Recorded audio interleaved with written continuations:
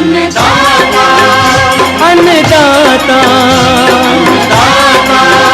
अन्नदाता नीत तुम्हारा अन्नदाता, पग पग पर है संग तुम्हारे अन्नदाता। लहू किसानों का बन के पसीना सींचता है धरती का सीना, मेहनत का तेरी हक दिलवाने, नई तकनीक नई खोज बताने। पशुधन को गुणवान बनाना, पौध सुरक्षा को सिखलाना, खेती के सब गुर समझाने, भारत का सरताज बनाने, आठों पहर है संग तुम्हारे अन्नदाता अन्नदाता। नमस्कार, मैं प्रियंका राय आप सभी दर्शकों का अन्नदाता कार्यक्रम में स्वागत करती हूं। हमारे देश का किसान जन का पोषक है, वो श्रम का देवता है, अन्नदाता है, उसमें ही भारत की आत्मा निवास करती है। ऐसे ही किसानों की प्रगति के लिए हम खेती बाड़ी से जुड़ी हुई बहुत सी नई लाभकारी जानकारियां हर रोज सुबह लेकर आते हैं। तो चलिए कार्यक्रम शुरू करने से पहले देखते हैं क्या है आज के अन्नदाता में। पानी की कमी के चलते कैसे बढ़ाए वर्षा जल से कुओं और नलकूपों का जल स्तर। गलाडिया फूलों की खेती करके कमाई अच्छी आय। पानी के बिना धरती पर किसी भी जीव का जीवन संभव नहीं है, फिर भी आज मानव इसकी कदर नहीं कर रहा है। पानी को जरूरत से ज्यादा इस्तेमाल कर रहा है, भूमि से अंधाधुंध पानी निकाल रहे हैं और आज देश में पानी के लिए चारों ओर ताहिमाम मचा हुआ है। ऐसे में आप क्या करें? क्या है इस पानी की गंभीर समस्या का समाधान? जी हाँ, यदि आप भूमि का जलस्तर बढ़ाने के उपायों को अपनाएं तो इस तरह की समस्या से बच सकते हैं। तो आप किस प्रकार से करें कुओं और नलकूपों का वर्षा जल से रिचार्ज? देखिए हमारी ये खास रिपोर्ट। पानी सबके लिए जरूरी है, पानी नहीं तो कोई प्राणी नहीं। पानी प्रकृति की एक अनमोल देन है जो सभी प्राणियों को जीवन देता है।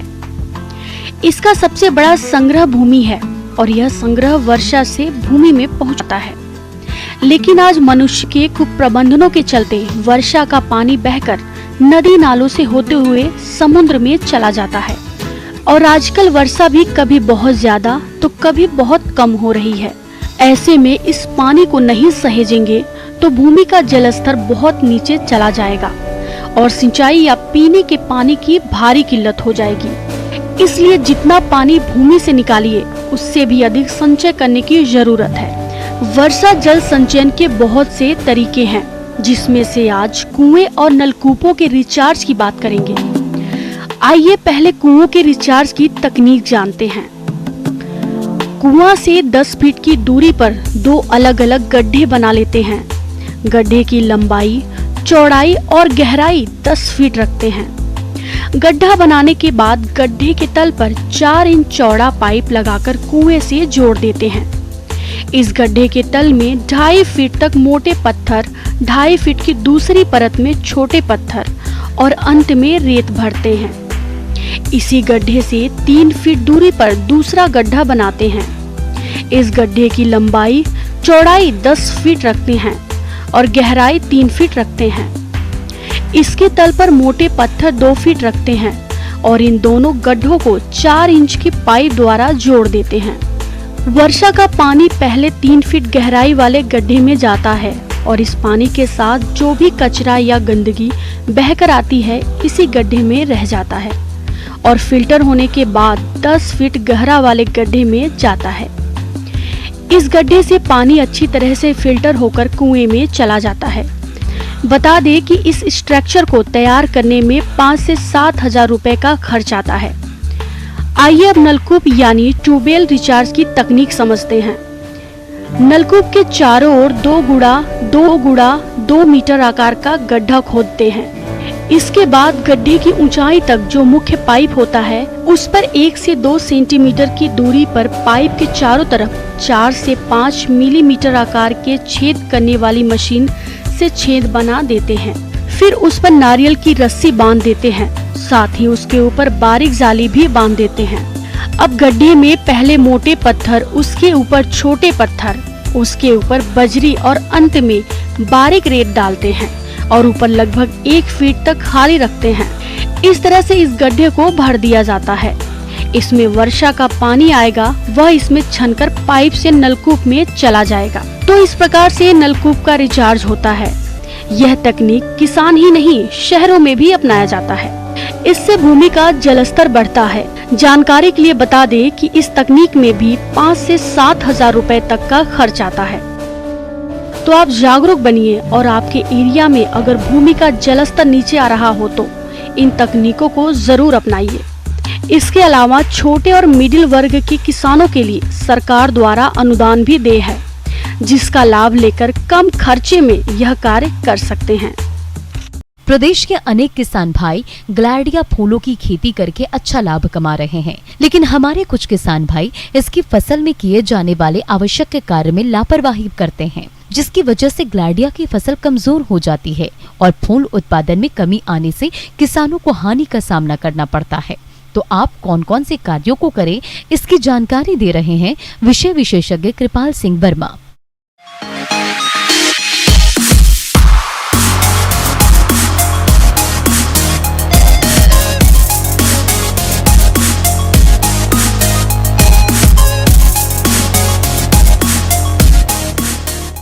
किसान भाइयों, आज हम एक चर्चा करने वाले हैं, वो है एक फूल वाली फसल और उसे कहते हैं गिलार्डिया। इसे कई नामों से जाना जाता है। इसे नवरंगा के नाम से भी जाना जाता है और सामान्यतः ऐसे किसान भाई बरसात के सीज़न में लगाते हैं और गर्मी के सीज़न में लगाते हैं। तो जैसा कि अभी जो हमारा समय चल रहा है, ग्रीष्म ऋतु का समय चल रहा है, अभी जो नवरंगा है, जो गिलार्डिया है, इसकी बहार आई हुई है। खरपतवारों की बात की जाए तो किसान भाइयों को ये देखना चाहिए कि उसमें जो खरपतवार हैं कहीं ऐसा तो नहीं कि फसल की जो ऊंचाई है उससे ज़्यादा ऊंचे जा रहे हैं। यदि ऐसा है तो खरपतवारों का नियंत्रण आवश्यक है और यदि खरपतवार थोड़े बहुत हों, फसल की ऊंचाई के बराबर हों, तो उनमें निदाई गुड़ाई की विशेष आवश्यकता नहीं होती है। किंतु फिर भी इसकी प्रारंभिक अवस्था में 2 बार इसकी निदाई गुड़ाई करना चाहिए हाथ से, जिससे कि वायु संचार अच्छा होता है। तथा जैसे ग्रीष्म ऋतु में जो पानी की समस्या आती है, निदाई गुड़ाई करने से जो पानी है, मिट्टी में जो जल है, उसका संरक्षण होता है और जो फसल है उसकी उचित वृद्धि और बढ़वार होती है। किसान भाइयों, गिलार्डिया की फसल से आपको अधिक फूलों का उत्पादन मिले, इसके लिए आप यूरिया का संतुलित मात्रा में प्रयोग करते हुए फसल की सिंचाई पर विशेष रूप से ध्यान दें।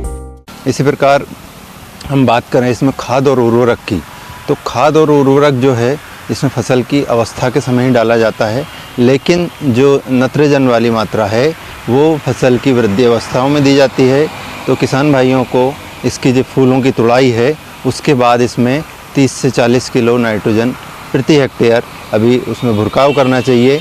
लेकिन भुरकाव जो है दोपहर के समय करना चाहिए, सुबह के समय नहीं करना चाहिए और दोपहर के समय करने के उपरांत उसमें सिंचाई देना चाहिए। इससे क्या होता है कि फसल की उचित वृद्धि होती है।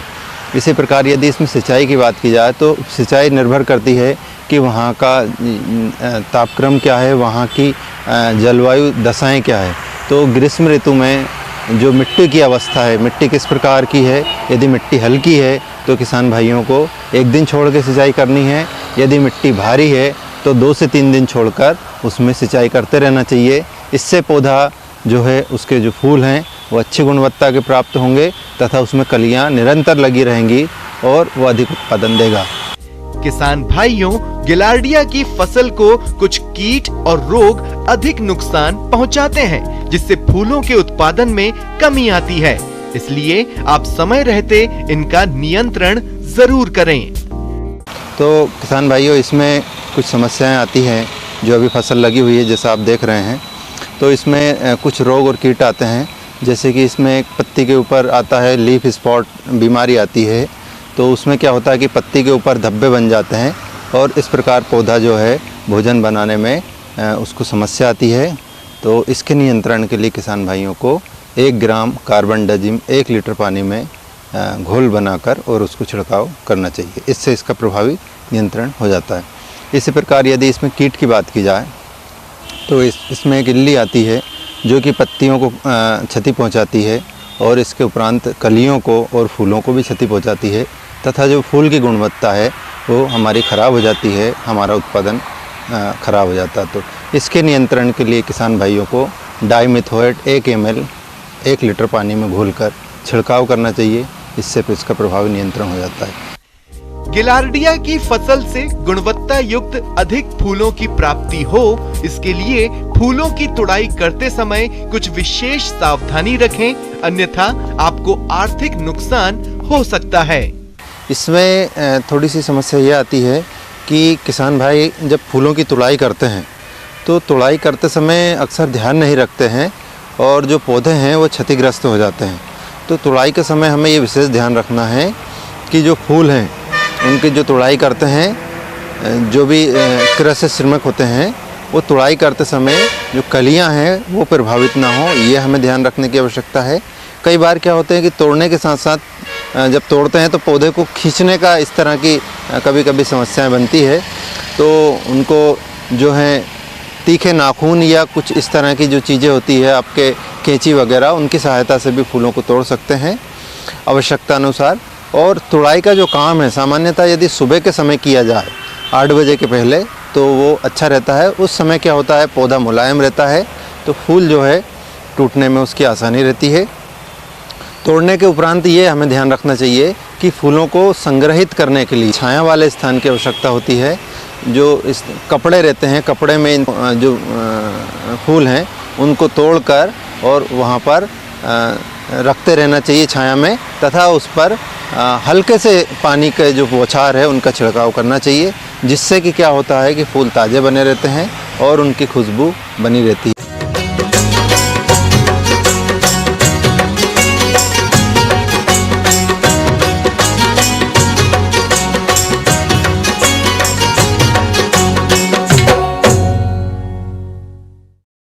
प्रदेश के जो किसान भाई तरबूज की खेती कर रहे हैं वह इससे अधिक उत्पादन प्राप्त करने के लिए फसल का उचित तरीके से प्रबंधन करें। इस समय तरबूज की फसल में कौन कौन से कार्यों को करना जरूरी है, इसकी समस्त जानकारी दे रहे हैं विषय विशेषज्ञ संदीप चौहान।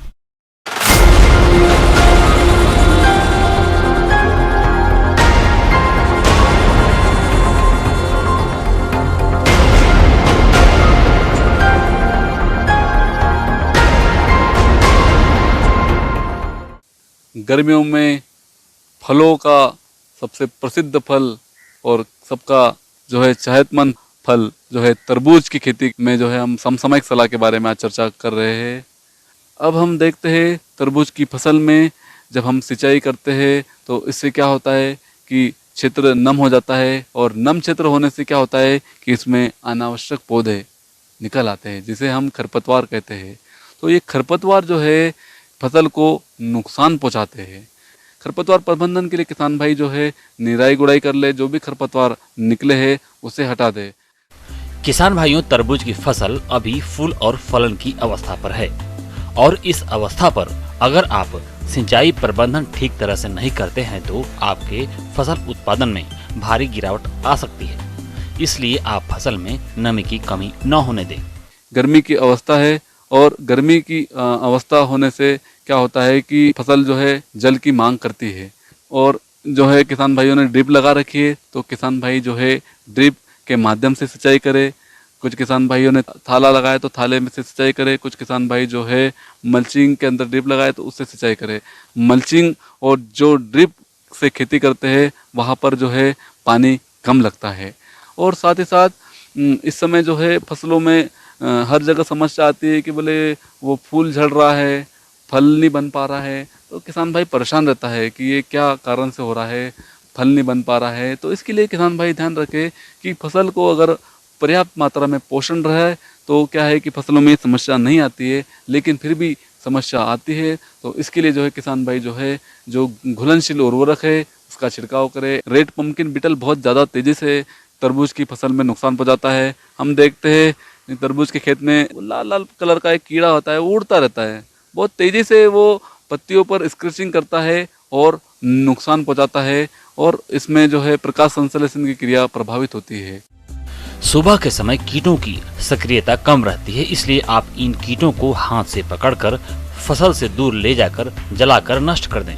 साथ ही फसल पर क्विनाल्फास दवा 2 मिलीलीटर प्रति लीटर पानी के हिसाब से घोलकर 7 दिन के अंतराल पर छिड़काव करें। तो इस कीट से जो है निजात पा सकता है और इसका नियंत्रण कर सकता है।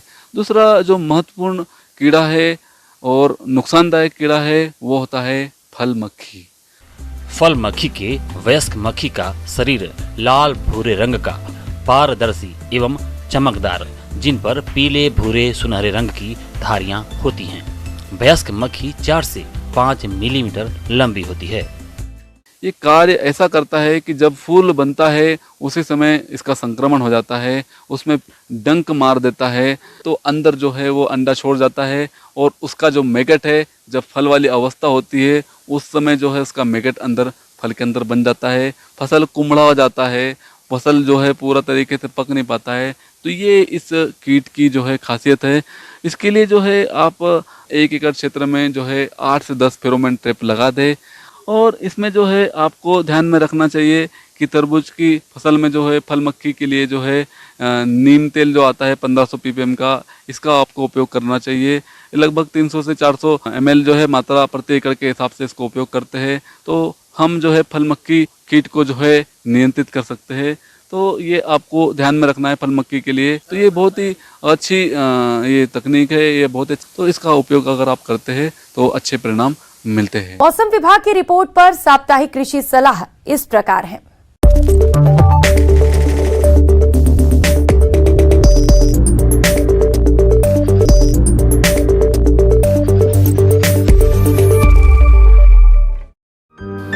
ग्रामीण कृषि मौसम सेवा, भारत मौसम विज्ञान विभाग, स्वामी केशवानंद राजस्थान कृषि विश्वविद्यालय बीकानेर द्वारा भेजे गए मौसम पूर्वानुमान रिपोर्ट के आधार पर जिला गंगानगर और इससे लगे जिलों के किसान भाइयों को सलाह दी जाती है कि आगामी 3 दिनों के दौरान दिनांक 23 और 24 मई को आसमान में हल्के बादल के साथ हल्की बूंदाबांदी की संभावना है।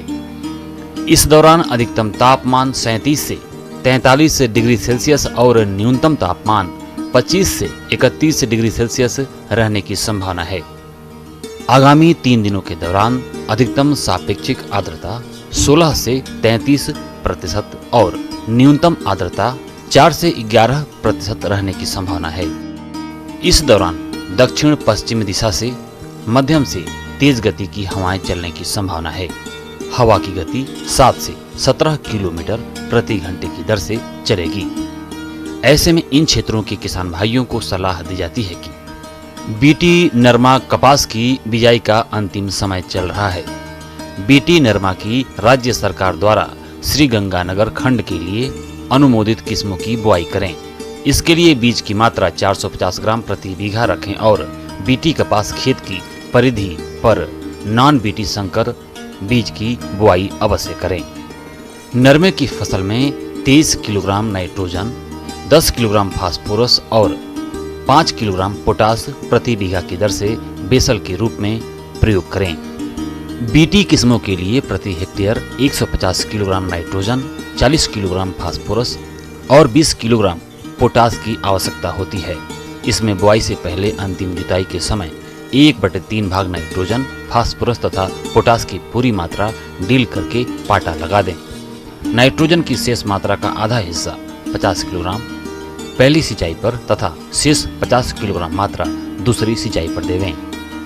नरमा कपास की बुआई का समय चल रहा है। इसकी बुआई के लिए उन्नत किस्मों में RS 2814, RS 2818, RS 2827, RST 9, RS 810, RS 2013, बीकानेरी नरमा RS 875 व मरु विकास आदि का प्रमाणित बीज प्रयोग में लावें। बीज की मात्रा 4 किलोग्राम प्रति बीघा रखें।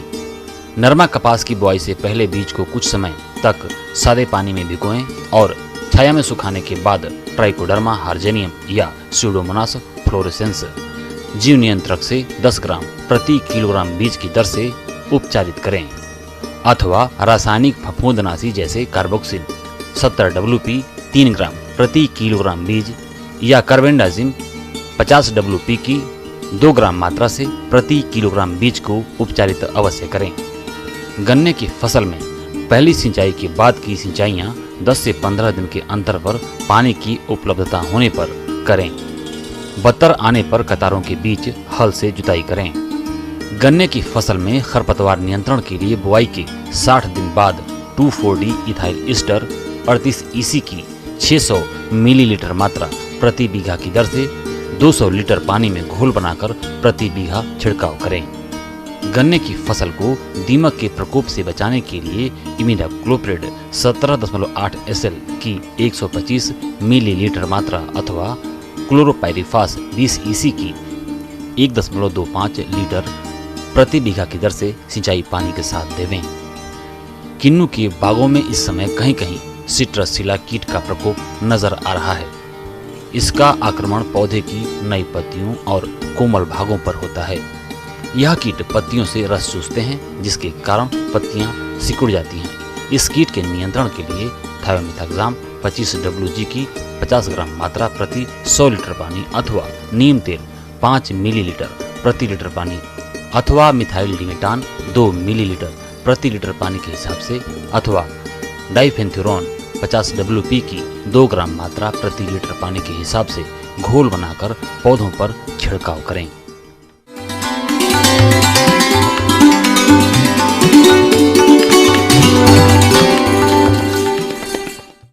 आइए जानते हैं अन्नदाता निशुल्क फोन के माध्यम से पूछे गए समस्याओं का समाधान।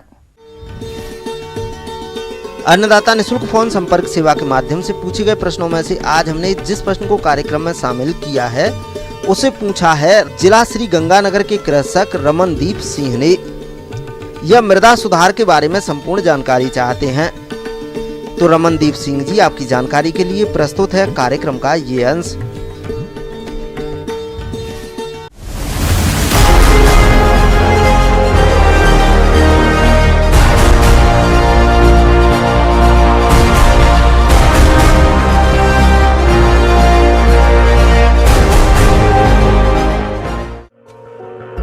किसान भाइयों, आज देश के बहुत से भागों में उपजाऊ मिट्टी लगातार बंजर हो रही है और मिट्टी के गुणों में कमी आने के कारण इसकी उपजाऊ क्षमता में गिरावट आ रही है। इसके लिए सबसे पहले एक नजर डालते हैं मृदा पीएच पर। जिस मृदा का पीएच मान 7 है तो वह मृदा उदासीन होती है जो खेती के लिए सर्वोत्तम होती है, और जिस भूमि का पीएच 4 से 6.5 है तो वह मृदा अम्लीय होती है, और जिस मृदा का पीएच 7 से 8.5 तक है तो वह मृदा लवणीय होती है, और जिस भूमि का पीएच 8.5 से अधिक है वह क्षारीय होती है। क्षारीय भूमि उस मिट्टी को कहते हैं जिनका पीएच मान 8.5 से अधिक होता है। क्षारीय और लवणीय भूमि उस प्रकार की भूमि को कहते हैं जिसमें क्षार तथा लवण विशेष मात्रा में पाए जाते हैं। शुष्क जलवायु वाले स्थानों में यह लवण श्वेत या भूरे श्वेत रंग के रूप में भूमि पर जमा हो जाते हैं। यह भूमि पूर्णतया अनुपजाऊ और ऊसर होती है और इसमें शुष्क ऋतु में कुछ लवण प्रिय पौधों के अलावा अन्य किसी भी प्रकार की वनस्पति नहीं उग पाती है। लवणीय और क्षारीय मृदा को ऊसर मृदा भी कहते हैं। इन मृदाओं में सोडियम, पोटेशियम और मैग्नीशियम के लवणों का अनुपात अधिक होता है। लवणीय क्षारीय मृदा को जिप्सम या पाइराइट का प्रयोग करके सुधारा जा सकता है। किसान भाइयों, अम्लीय भूमि का पीएच मान उदासीन स्तर पर पहुंचाने के लिए लगभग 30 से 40 क्विंटल चूना प्रति हेक्टेयर की दर से आवश्यकता पड़ती है। इसे बुआई से पहले बिखेर कर खेत में अच्छी तरह मिला देना चाहिए। इसका असर 4 से 5 साल तक जमीन में रहता है। इसके अलावा आसानी से उपलब्ध basic slag, press mud, lime का प्रयोग करके अम्लीय भूमि को सुधार कर पैदावार बढ़ा सकते हैं। खेत में कार्बनिक खादों का इस्तेमाल करें। खेत में उचित जल निकास का प्रबंध करें। फसल की आवश्यकता से अधिक सिंचाई न करें। अम्लता सहन करने वाली फसलें उगाएं। किसान भाइयों, कृषि संबंधित समस्या और सुझावों के लिए आप हमें इस पते पर संपर्क कर सकते हैं। प्रोड्यूसर अन्नदाता news 18 Rajasthan, Ramoji film city, Hyderabad 501512। साथ ही आप हमें ईमेल भी कर सकते हैं। हमारा ईमेल है p18annadatarajasthan@news18.com। इसके अतिरिक्त आप हमें निःशुल्क हेल्पलाइन नंबर 1800-8892-1663 पर सोमवार से शनिवार सुबह 10 से शाम 4 बजे के बीच संपर्क कर सकते हैं। अब समय हो रहा है आपसे विदा लेने का। कल फिर मुलाकात होगी कृषि से जुड़ी महत्वपूर्ण जानकारियों के साथ। तब तक के लिए नमस्कार।